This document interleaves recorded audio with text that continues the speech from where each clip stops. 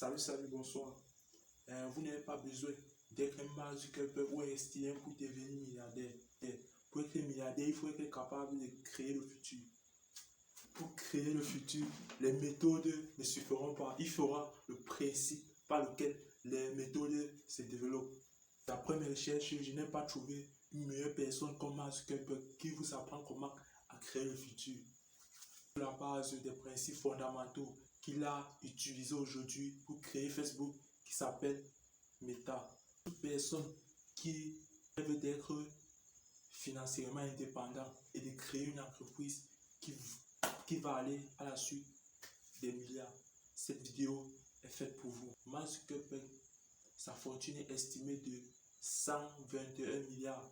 Il y a des gens qui confondent entre milliards et dollars. Avant de commencer, mettez un gros pouce bleu et abonnez-vous pour ne pas rater une prochaine vidéo.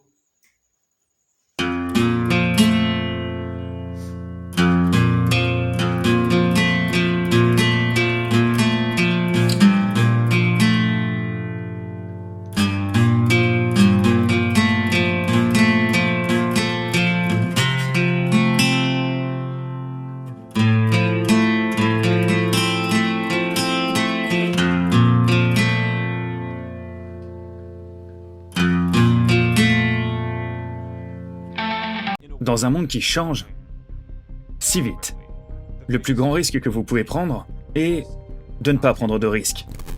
Et je pense vraiment que c'est vrai. Probablement beaucoup de gens pensent pareil. Vous savez, quand vous vous mettez dans une position où vous devez faire un grand changement de direction ou quelque chose de nouveau, il y a toujours des gens qui souligneront les risques de cette décision. Et parfois, ils peuvent avoir raison. Je veux dire, pour chaque décision que vous prendrez, il y a des avantages et des inconvénients. Mais dans l'ensemble, si vous êtes stagnant ou ne faites pas ces changements, alors je pense que vous êtes garanti d'échouer et de ne pas rattraper le retard. Donc dans une certaine mesure, je pense que c'est vraiment juste. Qu'avec le temps, le plus grand risque que vous pouvez prendre est de ne pas prendre de risques. Pour moi, la chose qui m'a vraiment fasciné, et depuis toujours, ce sont les gens. Et comment les gens travaillent. Quand j'étais à l'université, j'ai étudié la psychologie et l'informatique. Et l'une des choses que l'on apprend en étudiant la psychologie, c'est qu'il y a toutes ces parties du cerveau qui sont orientées vers la compréhension des gens, la compréhension du langage et comment communiquer avec les autres, la compréhension des expressions faciales, le traitement des émotions.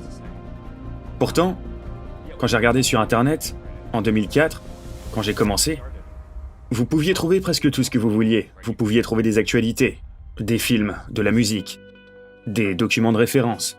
Mais la chose qui comptait le plus pour les gens, qui est les autres personnes et savoir ce qui se passe pour elles, n'était tout simplement pas là. Je pense que ce qui se passait, c'est que tous ces autres contenus étaient juste là, indexés par les moteurs de recherche et autres services. Mais pour comprendre ce qui se passe pour les gens, vous devez construire des outils qui leur permettent d'exprimer ce qui se passe dans leur vie. Vous savez, je voulais savoir quel cours prendre. J'ai donc construit ce petit site web Course Match, qui permettait d'entrer les cours que vous preniez, de cliquer dessus, et de voir qui d'autre les prenait.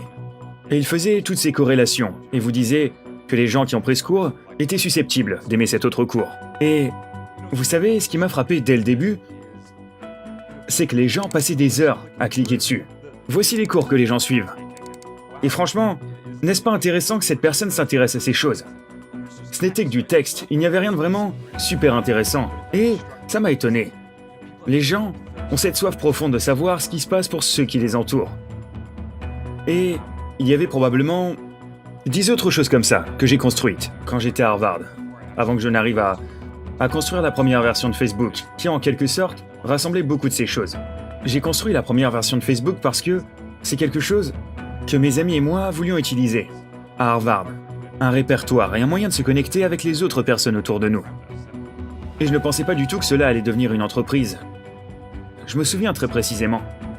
La nuit où nous avons lancé la première version, je suis allé manger une pizza avec 2 de mes amis qui maintenant travaillent ici. Et vous savez, je me souviens très clairement que nous parlions du fait qu'un jour, nous pensions que quelqu'un allait construire une communauté comme celle-ci pour le monde. Et que ce serait une entreprise. Mais ce n'était clairement pas nous. Je veux dire, on n'y pensait même pas. En fait, ce n'était même pas une option que nous avions considérée, que ça pouvait être nous. Je veux dire, nous n'étions pas concentrés sur la construction d'une entreprise à l'époque. Nous construisions juste quelque chose que nous pensions être utile aux universités. Welcome to Facebook. Donc encore une fois, nous n'avons pas, ni moi ni mes colocataires, entrepris de construire un service que nous allions transformer en une entreprise. Mais nous avons juste suivi ce que les gens voulaient. Et cela nous a conduit à l'étendre à toutes les autres universités, et finalement au-delà des universités. Et vous savez, à un certain stade, après avoir embauché un tas de personnes, nous avons décidé de devenir une entreprise. Et puis nous nous sommes lancés dans cette mission de connecter le monde. Mais ce n'est pas là que nous avons commencé. J'ai toujours pensé que vous devriez commencer par le problème que vous essayez de résoudre dans le monde.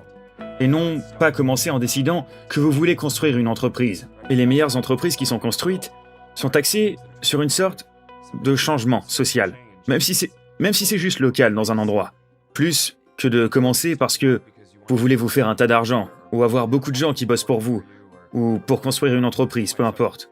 Et j'ai toujours pensé que c'était une sorte de chose perverse de la Silicon Valley dans un sens qui est que les gens décident souvent qu'ils veulent créer une entreprise avant même de décider ce qu'ils veulent faire. Et ça me semble vraiment aberrant. Vous savez, pour quiconque a eu l'expérience de créer une entreprise, vous savez que vous passez par des choses très difficiles en cours de route, et je pense qu'une partie de ce qui vous aide à traverser ça, c'est de croire en ce que vous faites, et de savoir que ce que vous faites apporte beaucoup de valeur aux gens. Et c'est comme ça, je pense, que les meilleures entreprises voient le jour. Vous savez, je pense toujours que la chose la plus importante que les entrepreneurs devraient faire est de choisir quelque chose qui leur tient à cœur, travailler dessus, mais ne pas s'engager à la transformer en une entreprise jusqu'à ce que ça marche. Et je pense que, si vous regardez les données des meilleures entreprises qui ont été construites, je pense en fait qu'un énorme pourcentage d'entre elles ont été construites comme ça. Et non pas par des gens qui ont décidé dès le départ qu'ils voulaient créer une entreprise. Parce qu'ils finissent coincés la plupart du temps. Je pense que la clé est de construire une entreprise qui se concentre sur apprendre aussi vite que possible. Les entreprises sont des organismes d'apprentissage. Et vous pouvez prendre des décisions qui font que soit vous apprenez plus vite, ou plus lentement. Et de bien des façons, construire une entreprise, c'est comme suivre une méthode scientifique, où vous essayez un tas d'hypothèses différentes. Et si vous avez bien préparé l'expérience, eh bien vous apprendrez en quelque sorte ce qu'il faut faire. Et je pense que c'est une philosophie importante. Il y a donc toutes ces décisions différentes que nous prenons au sein de l'entreprise. Jusqu'à vraiment rendre autonomes les ingénieurs. Nous investissons dans cet énorme cadre de test. À tout moment, il n'y a pas qu'une seule version de Facebook en cours d'exécution dans le monde. Il y a probablement des dizaines de milliers de versions en cours d'exécution.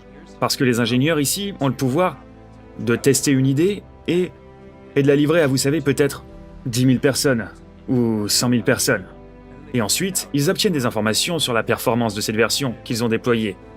Qu'il s'agisse d'un changement pour montrer un meilleur contenu, un fil d'actualité, un changement d'interface utilisateur, une nouvelle fonctionnalité. Ils obtiennent des informations sur la performance de cette version par rapport à la version de base de Facebook. Et c'est tout ce qui nous intéresse. La façon dont les gens sont connectés, combien de gens partagent, et combien disent qu'ils trouvent du contenu signifiant. Des mesures commerciales, comme le montant de nos revenus et l'engagement de la communauté. Et vous savez, en faisant des dizaines, des milliers d'expériences différentes, et en donnant le pouvoir aux gens d'essayer toutes ces choses différentes, vous pouvez imaginer que nous faisons tellement plus de progrès que si chaque changement devait être approuvé par moi, ou si chaque idée devait venir de la direction. Donc je pense qu'il y a quelque chose de très profond dans le fait de construire cette culture de l'apprentissage et d'avancer rapidement vers ça. Ce qui vous aide simplement à avancer au fil du temps. Donc, je pense que lorsque vous faites les choses bien, vous ne devriez pas avoir à faire de grandes folies, non? Donc, vous voulez évoluer d'une manière où vous travaillez avec votre communauté et faites des pas et apprenez. Prenons l'exemple du fil d'actualité. Il y a eu un changement relativement important. Mais il était en fait prévu depuis quelques années, en observant comment les gens utilisaient le service. Quand nous avons commencé, nous n'avions rien de tel que le fil d'actualité qui vous montre les mises à jour de ce que les gens partagent. Nous avions juste des profils. Et ce que nous avons trouvé, c'est qu'à l'origine, l'un des principaux comportements était que les gens cliquaient juste sur différents profils, des centaines d'entre eux, juste comme ça. Et ils parcouraient tous leurs amis pour voir ce que les gens avaient changé, pour voir quel était ce changement qui s'était produit dans la journée de leurs amis. Et nous avons appris de ça. Que les gens n'étaient pas seulement intéressés par la recherche et l'apprentissage d'une personne, mais aussi par la compréhension de ces changements au jour le jour. Donc, nous avons d'abord créé cette fonctionnalité qui affichait simplement vos amis dans l'ordre en fonction de quand ils ont mis à jour leur profil. Ainsi, vous pouviez au moins savoir sur quel profil cliquer. Et puis, vous savez, la première version de fil d'actualité était vraiment simple. Tout ce qu'il faisait était de prendre le contenu que les gens postaient et de le mettre dans l'ordre sur votre page d'accueil. Donc, je pense que quand les choses fonctionnent bien, vous utilisez les données. Et vous utilisez le retour qualitatif que vous obtenez en écoutant comment votre communauté utilise votre produit, pour vous dire quels sont les problèmes à résoudre. Et puis vous utilisez essentiellement l'intuition pour trouver les solutions à ces problèmes. Et puis vous testez ces hypothèses en les déployant et en obtenant plus de données et de commentaires sur cela. Et puis ça vous donne une idée de la direction à prendre. Quand je regarde des choses comme quand nous avons acheté l'équipe d'Oculus pour une énorme somme, je considère en fait que si nous avions été meilleurs afin de construire une partie de l'expertise pour faire certaines de ces choses en interne, alors peut-être que nous n'aurions pas eu à faire ça. Mais nous ne l'avons pas fait. Et l'équipe d'Oculus est de loin l'équipe la plus talentueuse qui travaille sur ce problème. Il était donc logique de faire ce grand saut. Mais je pense que, en tant que PDG, c'est votre travail de ne pas vous mettre dans une position où vous devez faire ces choses folles, pas vrai? Et bien sûr, c'est inévitable. Au cours de la période où vous faites des choses, vous ne pouvez pas être en avance sur tout. Donc c'est mieux de prendre de grandes initiatives et de rester prêt à le faire plutôt que d'avoir de la fierté et de ne pas le faire et de ne jamais admettre que vous n'auriez pas pu faire quelque chose de mieux dans le passé. Mais je pense que quand les choses fonctionnent bien, vous apprenez petit à petit et vous grandissez de cette façon. On est déjà presque à la fin. J'espère que vous avez bien visionné la vidéo, vous avez profité de l'interview de Mark Zuckerberg. Comment créer une entreprise. Alors, donc pour créer une entreprise, il ne faut pas avoir une croyance. Il faut créer par sa volonté et regarder un manque. Donc détecter un problème pour pouvoir résoudre ce problème avec un produit ou un service. Si par exemple, vous offrez un service qui n'est pas encore sur le marché, vous serez le seul service à vous rendre milliardaire. Et ce produit qui n'est pas encore sur le marché vous rendre aussi milliardaire.